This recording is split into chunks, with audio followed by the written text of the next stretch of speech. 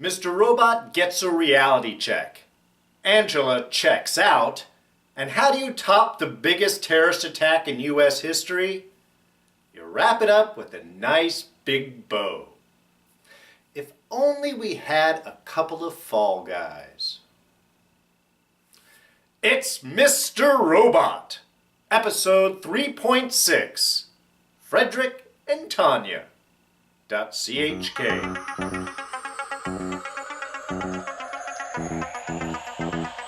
Hey everyone, D here, and welcome to this week's review of Mr. Robot. So yeah, spoilers, they're part of the project here. Alright, so what an episode. Wasn't really expecting all of these particular instances to occur. Not so early in the season, I mean maybe wrapping things up, but we still got episodes to go. But some really big things happening, really big story stuff developing. So, let's start things off this week with talking about our file type of the week. .chk. .chk is used to identify file fragments that usually are being identified or used by ScanDisk or check disk. Windows defragmenter. And basically it's something like, okay, you got an improper shutdown, you turn off your computer without the shutdown, the power gets caught, anything like that. Your computer will ask to sometimes check the file, or a USB, anything like that, just to check the file, make sure we've got everything put together right. And sometimes you have file fragments left over from the programs you were using at the time. Well, ScanDisk or CheckDisk will take those file fragments, throw them in its own little file folder, and try and defragment or figure them out so that you can just recover all of those files. So, in a way, check files, .chk, or checksum files, are, let's say, loose ends left around that all need to be kind of tied up. And I suppose you can see exactly where I'm going for and how this applies directly with this week's episode. Alright, well let's follow the fallout through all of our main characters here. We'll start off with Elliot and Mr. Robot together. I mean, really mostly Mr. Robot. Elliot does not last too long, and you can see why. 71 buildings dropped. And up until we get to Angela's scene, actually, if you notice, they never really reveal the death toll. Every time that starts to come up, we either have Leon talking or someone else talking to start to sort of cover things up, which was nice. It sort of delayed the whole info for the death toll happening here. But, of course, Elliot is freaking out. Running to Krista's place kind of perfectly makes sense, how he's trying to purge himself. And I have to say, that whole scene, I mean, the moment that we were looking at Elliot all the way up through the big transformation inside of Krista's office there was just, I mean, man, Rami Malek's got it. He's been holding scenes every episode this season. I mean, he carries a lot on his weight anyway. But the last couple of times, his standoff with Angela last week where he was sort of cascading with the freak out and the betrayal. And here we have that bottom falling out of his emotions, of the responsibility and the guilt and the confusion and the inability to really even kind of discuss it, because at the same time he knows the dangers that can kind of bring up and also threaten Krista how much that she knows. So really there was so much happening, and I just loved how it was shot. And of course we've got the little shiftings and sounds and static as we start to switch over to Mr. Robot. But the fact that he can't talk and the way they zoomed out the camera, I mean, that whole transformation right there, and where we switch right over to Mr. Robot, just beautifully done. Rami Malek holding those moments strongly. And then, of course, boom, we got Christian Slater there just tearing into Krista. Beautiful little bit of a moment there, and I love the kind of tete-a-tete that they've got going on. Because this is really Mr. Robot's the first time that he's really confessing and laying it all out from a point of pride and anger that his ideal, his vision, has been subverted. I guess if there's one way to get under Mr. Robot's skin, that's the way to do it. And that we even have Krista as he's looking, it's like, you don't even believe me how she is I mean, in some ways you got to give it to Krista as a character because she is still trying to help Elliot. Despite the dual personalities, despite the issues and problems and the kind of fear even that he's raised up, she's still trying to be there for him. She's still trying to help, even if she has to be the go-between between the two personalities.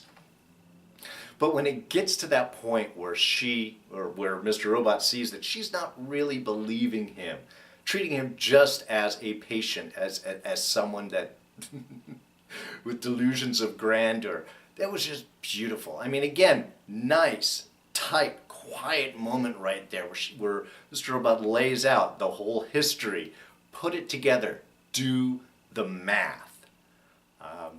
And then leaves her right there in that kind of moment of what the hell. Now, we'll keep with Krista for just a moment because by saying that, she is in danger. You know, anybody knows any of this extra stuff, they're going to be sort of cleaned out and wiped away. So, good thing she talked to her lawyer, kept her from doing anything because, yes, she would lose her license by spilling those beans out there. Tight ethical boundaries with that. So that's kind of good, but it does leave her in that moment of, even while her lawyer is trying to put away the crazy people, they're trying to say this, you can see, again, she is doing the math. She has put it together to, oh my God. So, gonna have to keep an eye on Kristen and see how her safety is going. But, of course, then we have the arrival over at Irving's. I love the Dark Army guys in the mask. God, I love them. Every time they pop up, it's just personality. And you don't get to see anything. I mean, that's beautifully shot. But I love him just coming in, trying to unload, and whack, taken out. But Irving gets to give him his reality check, which I thought was kind of beautifully done. You know, the thought that, look, you've got all these backing from all these powerful people, and you think it was just for your revolution? Wake up! Rich people only do these things in order to benefit themselves. And in that, guys, in that imagery of the rich people partying amidst all of the death and destruction around, amidst a dead mistress in the bathroom, the party for them never stops. So I thought that was just a beautifully perfect, succinct way of doing it. And Irving is a great character to kind of lay it out this way. Of just however Mr. Robot thinks that he is orchestrating things and how much his plan is important, it's only important to him. For the movers and the shakers, they always have their own interests first. And Angela, she's gone, man. She has checked out. Bye-bye, Angela. Bye-bye. Little mental gone. We've got the lights up, nobody's home. And Portia Doubleday pulling this really well. I think this is where the big eyes really work from the emotion.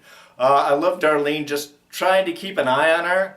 But Darlene's really secondary. She's just a body around as someone to show that cascading mental effect of Angela, who was so concerned to make sure the one building was evacuated, now dealing with 4,000 plus deaths that she might feel responsible for, except again, she has checked out and is really zooming into the idea, and I'm gonna dwell on this in a moment, that Whiterose's story everything can just be corrected. We can go back in time and fix things, and it's all going to be good. Hence the constant rewind on the television of just thinking, I could just rewind it and it's all going to be okay, right? Look, they're all fine.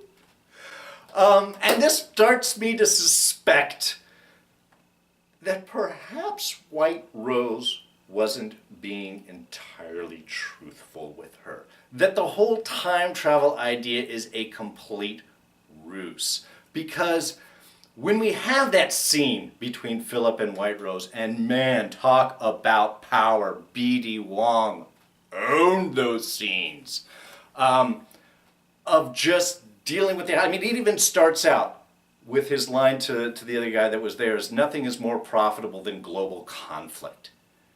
The fact that all of these fights, all of these things is just a way for people to make money.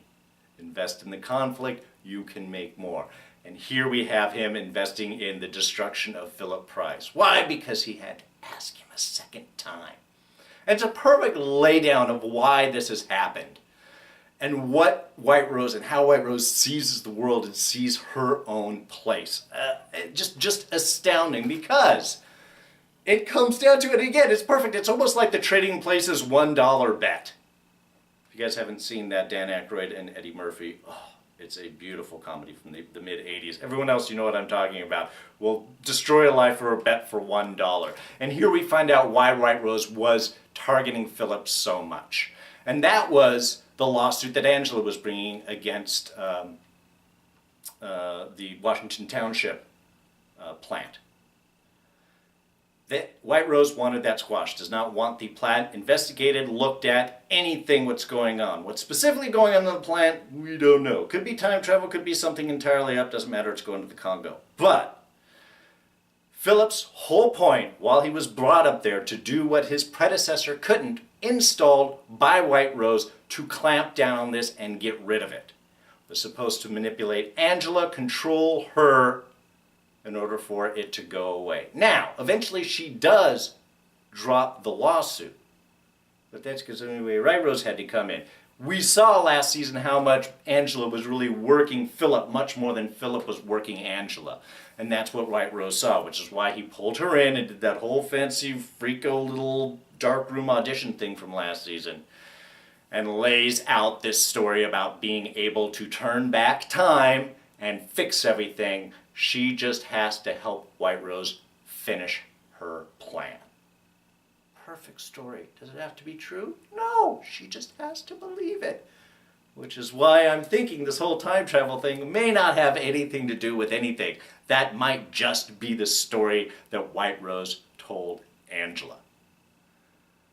But again, why does he do this? Because Philip couldn't take care of it. Whiterose had to step in and do it herself.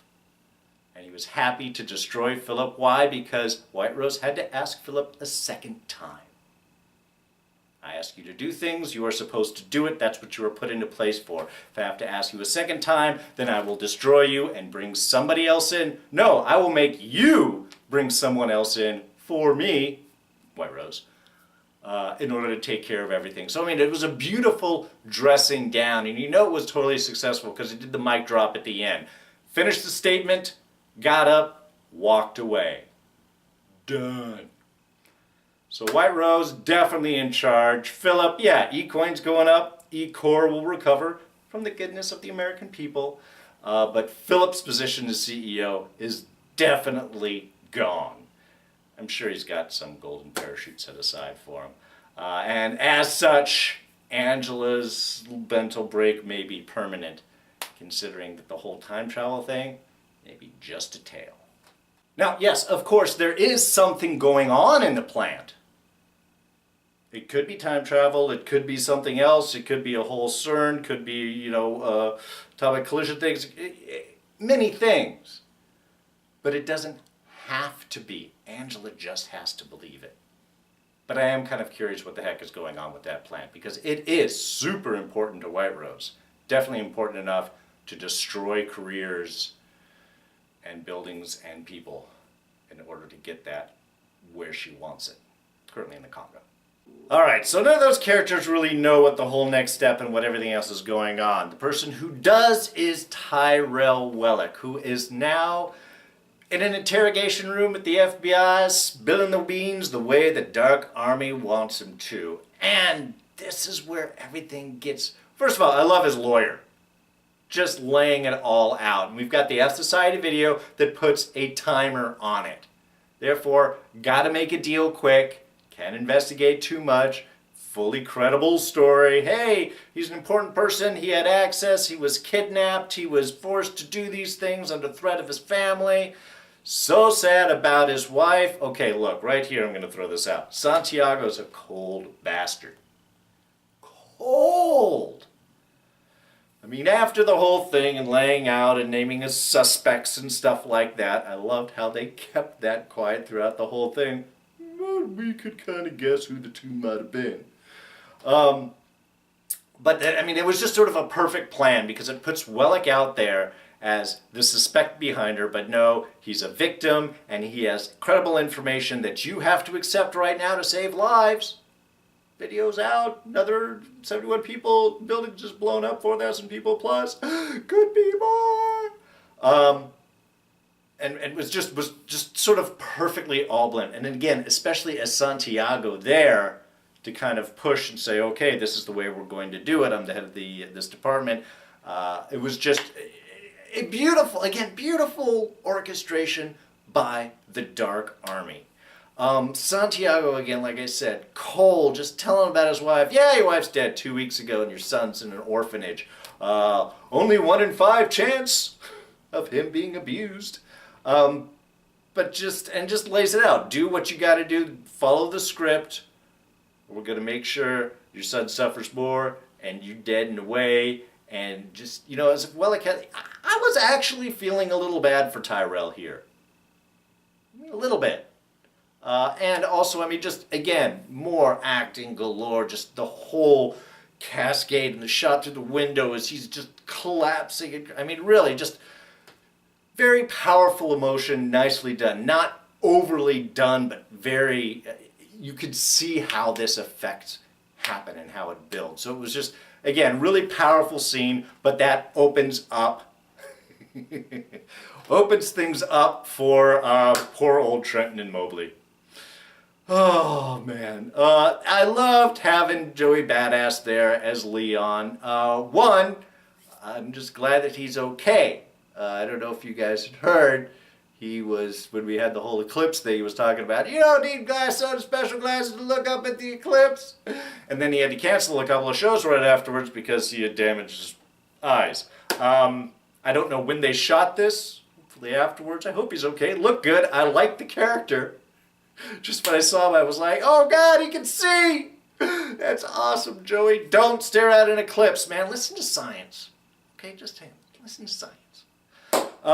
Anyway, just great. I love Joey's first stepping up and talking about Frasier, continuing along the things. All last season, that was his big stuff. Go on to a show and just tear it apart or question about it. Here, it's Frasier. Why are these boys getting so much tail? I love it.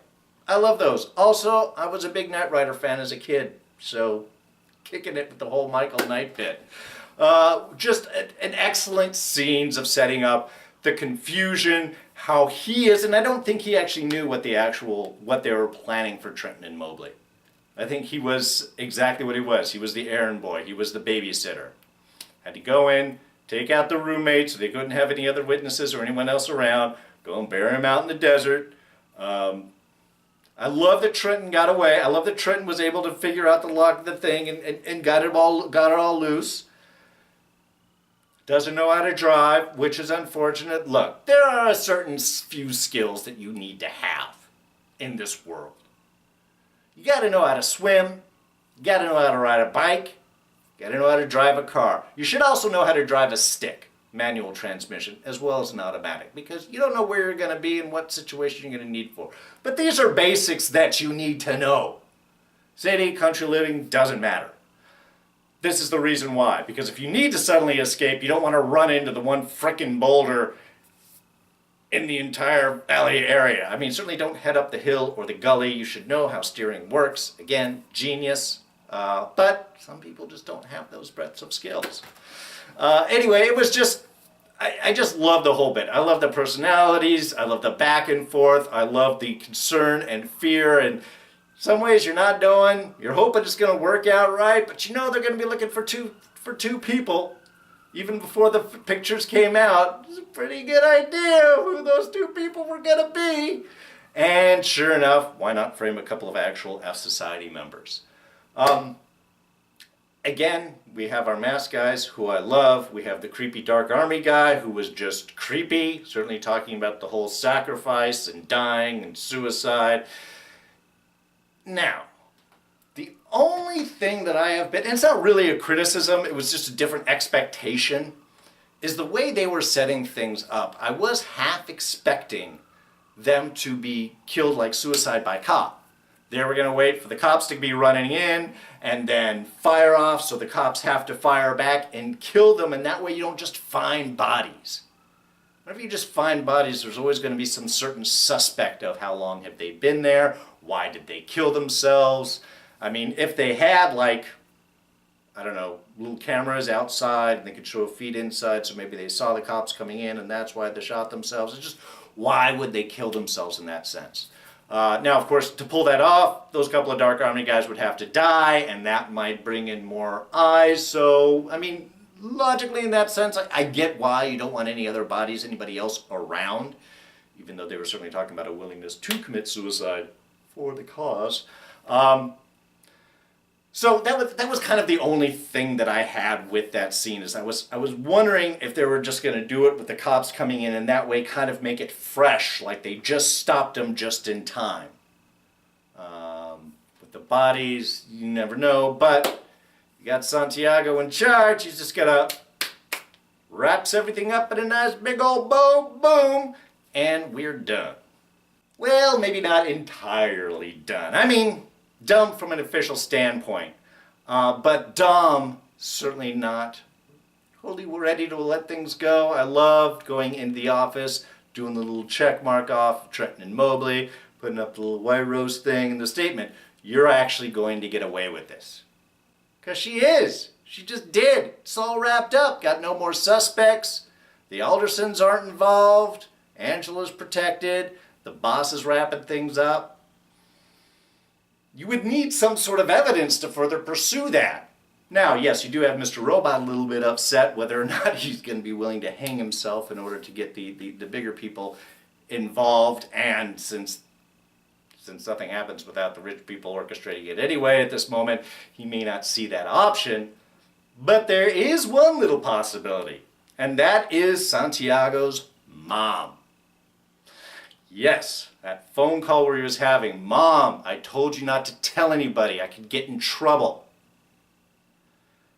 These are the loose ends that that Whiterose was trying to wrap up and was doing so nicely for and protecting. And I did like that point, protecting the people she said she was going to protect. Not Philip, but everybody else. Angela's not in trouble, not going to be in trouble. Darlene, Elliot, they're all fine. Tyrell is going to be all fine. He's not going to have his wife, but I mean, nothing to do about that. However, because Santiago's mom told someone, there's now that loose thread out there, and if Dom can get that, then there'll be the suspect of how did Santiago know to warn his mom before anything happened, and that could blow things back up. So that is the one point that I think Dom is going to have to discover in one form or another. How that's exactly going to come up for, bigger question. Now the one thing she does have in her corner is I think she is actually suspecting Santiago. That one scene between the two of them where he had to kind of shut her down. I think it's just the idea that she is starting to see that Santiago is accepting this story from Tyrell and everything else very easily. He fights stuff that she is finding, accepts everything else nicely tied up. So, again, I think that's going to be something that you might start looking in. The other reason, of course, is evidence galore. There was the one thing inside Trenton and Mobley's place. You've got the Iranian flag, you've got the F Society mask hanging there, you've got the video camera, you've got the air traffic control patterns all up there, you got the hacking tools, you got the malware, you've got everything that you need, everything all laid out beautifully in sync, just boom. Usually don't get evidence galore like that, everything laid out. So I think it's also going to be that obviousness. Yes, this is going to stick with her. She's definitely going to be pursuing this because that's the type of character her are. But I think these are the 2 points that's going to go in. It's going to be evidence galore, which you don't really find, and definitely her suspicions of Santiago. How that, again, is going to tie her into Mom, not entirely sure, but we got plenty of episodes left, and she's got nothing but time. Alright, now this is usually where I say, alright, for a couple of small things, but no, I think I pretty much covered it all. Excellent episode, really just ties up all the loose ends, nice big old bow. Okay, not all the loose ends, 1 or 2 left out there. But you can't predict everything, even someone is in control of Whiterose. So we get to see where Whiterose is going now, moving the plant to the Congo. Are we going to go into the Congo? Is it going to be part of the show in the Congo? That would be really interesting. Season 4 in the Congo. But we have Elliot's definitely not going to let things go. Mr. Robot very upset that his revolution was hijacked. And of course, Angela, how long until she realizes that maybe she ain't going back in time with Doc Brown and Huey Lewis? Not happening. Anyway, cannot wait to see what happens next week. So, if you did enjoy this review, please go ahead and hit that like button. Thoughts, ideas, comments, throw those down in the section below. What do you guys think of this episode? What was your favorite part? Do you like Joey Badass coming back, or does he annoy you? I don't know. I really liked him. And where do you think we're going? Do you think the whole time travel thing is a ruse, or is that still something that Whiterose is pursuing? Is that something that we're still going to dive into, a little bit of sci-fi action? Anyway, let me know what you guys are thinking. Throw those down in the section below. Now you can always catch me on Twitter and Instagram. I'm at Darren Jakes. And if you're not a subscriber, please be one. It's quick, it's easy, doesn't cost you anything. All you have to do is press one button. You'll get the rest of Mr. Robot here. We got The Walking Dead still going on. Dirk Gently's Holistic Detective Agency, awesome. And of course, Agents of S.H.I.E.L.D. comes back December 1st. I'm so excited about that. And then next year we'll have Legion and American Gods, Game of Thrones, just awesome stuff. Don't miss any of it. If you're a subscriber, you won't. Do that by kicking my face right here. And I'll go ahead and throw up our latest couple of reviews right here, and you go ahead and check those out. So, I hope you all have a fine Thanksgiving ahead of you. And if you're not in the U.S., I hope you just have a great week. And I'll see you guys later. So, that's it for me. I'm done. I'm D, and I'm out of here. Catch you guys next time. Take it easy. Bye-bye.